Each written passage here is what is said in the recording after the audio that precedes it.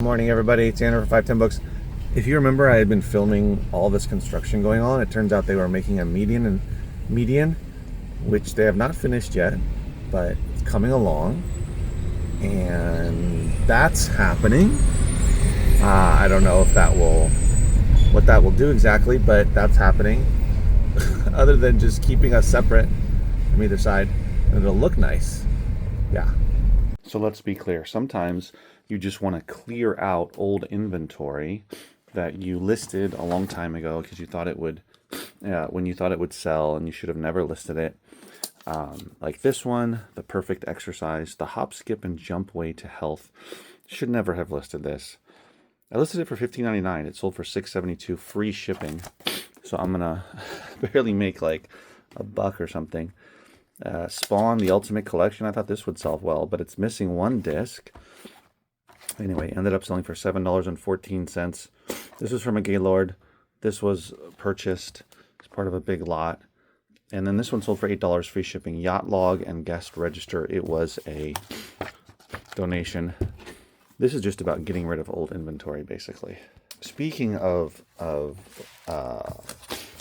low profit items, this sold for $5.50 on Amazon. Bringing Ben home. Wasn't worth listing. Thank you, Amazon.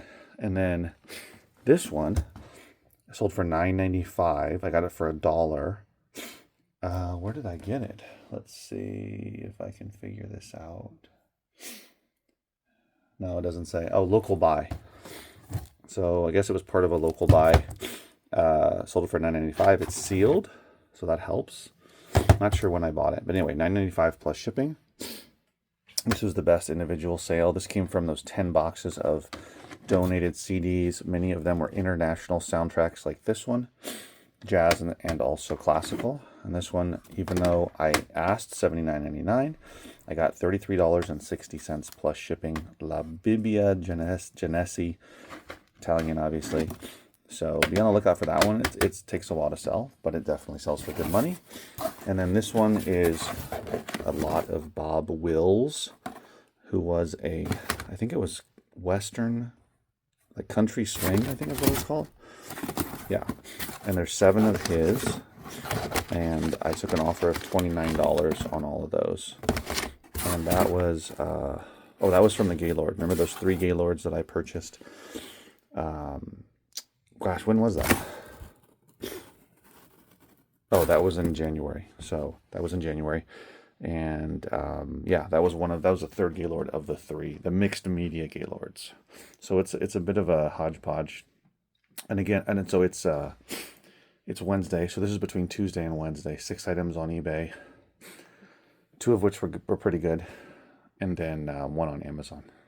Okay, so I found stuff like this in the 4 boxes that I picked up today. If you remember, I had another pickup from the same person who I picked up 20 boxes from, and it was just 4 this time. I thought there'd be a lot more records, but I haven't gone through all of them, but only the books. But there's some like 45, stuff like that. There's also some VHS tapes, DVDs. I know there's some valuable Disney DVDs in there. Haven't gone through it yet. Only 2 of the 4 boxes, but this is the kind of stuff I was finding. Is the Marvel essential type stuff. This one's going in my store, but 3 other lots are going to go on eBay. I already photographed them. I'm going to list them today. So that's the kind of valuable stuff. I'm going to continue to go through that tomorrow. Those other 2 boxes, I'll share that with you tomorrow. All donations are not equal, right? So some are better than others. That's why I want to finish with this one first.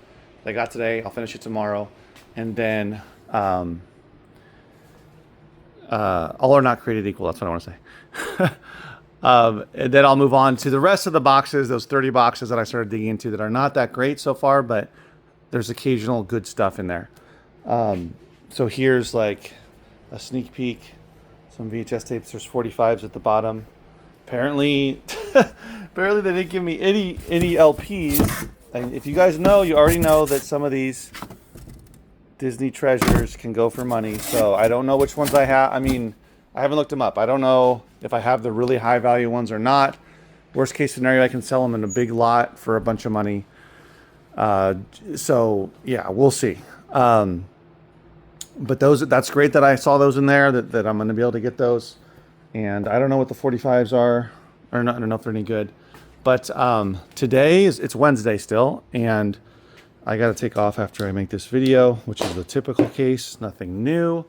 And is I got to drop off the stuff that I shipped, or that I drop off to the stuff that I sold last 24 hours at the post office, because I wasn't able to do it this morning. Wow. Oh yeah, today in the store, which I was only supposed to be open until 1, but I stayed open later, and was able to stay open later anyway. Usually I don't. I usually close at 12:30. But I did have a sudden rush in the middle of the day where I had, like, I don't know, 8 or 9 people in here, which is not, I mean, it doesn't sound like very much, but there's one person that spent a bunch of money, bought a ton of DVDs, TV box sets. I had the complete series of, I'm going to blank right now. But anyway, it was a complete series of a popular TV show from back in the 2000s, early 2000s. And had it for $50, which is way cheaper than you can get for it online. I think it was Seventh Heaven is what it was. Yeah, that's what it was. Anyway, he bought a bunch of stuff. I had never seen him in here before. That was awesome. And then some other people bought some things. And so it was just like a sudden, got slammed, and that was great. And I'm feeling confident that this summer will be really good, that a lot of people will find me this summer, as people are just driving around, looking up things to do, that kind of thing, with or without kids, basically. But I think it'll be a good summer, that this will be a summer where a lot of people will find me. I'll do the dollar sale in the summer. Hopefully that'll bring in a lot of new people, so that when summer's over and we launch into the school year and the start of the holiday season, that I'll have a lot more, new customers coming in, basically. The other thing I wanted to talk about, which I'm in the last video, I said I didn't understand why people did WhatNot for books, and I'm still kind of on the fence about it. And I think it's the kind of thing, like anything else, is you have to learn it, right? There's a learning curve. It's not just, I'm just gonna throw something on eBay, any old book, and it's gonna sell for good money, right? Of course not. You have to make sure there is a history of sales. There's a demand for that book.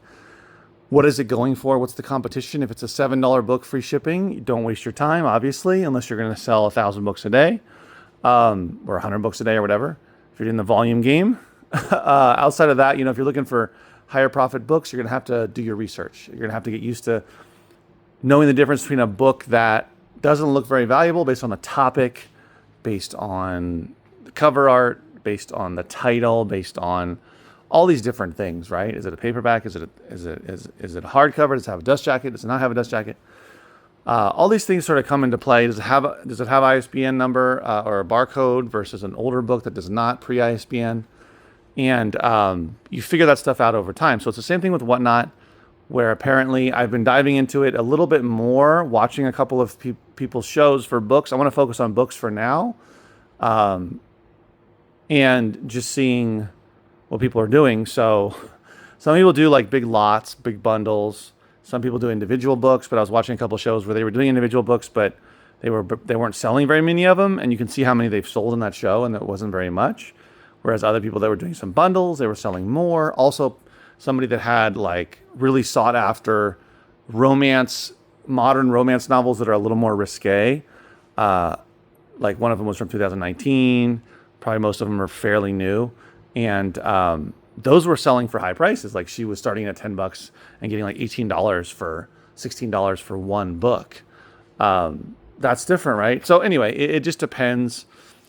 Obviously, you do a show with kids' books, different types of kids' books. You do a show with romance novels. You do a show with World War II books. You do a show with, current fiction, young adult, science fiction, old, 1970s vintage paperback science fiction, or whatever, right? So you do your niche, your shows with different niches. That makes sense. But there's still preparation, right? You got to prepare. You got to have your book set up. You got to be ready as you're doing the show. People buy it. You got to keep it organized. So, it's a learning curve like anything else. I get it. I just don't know if it's worth it. If it's worth the learning curve, right? But we'll see. Let me know again, my second ending of a video talking about it. But today was good on eBay. From what I sold in the last 24 hours, today was good in the store. So a good solid day. and found some more stuff that I'm going to list today on eBay that should sell pretty quickly and for good money. All right, guys, keep hustling. I'll see you next video. Take care.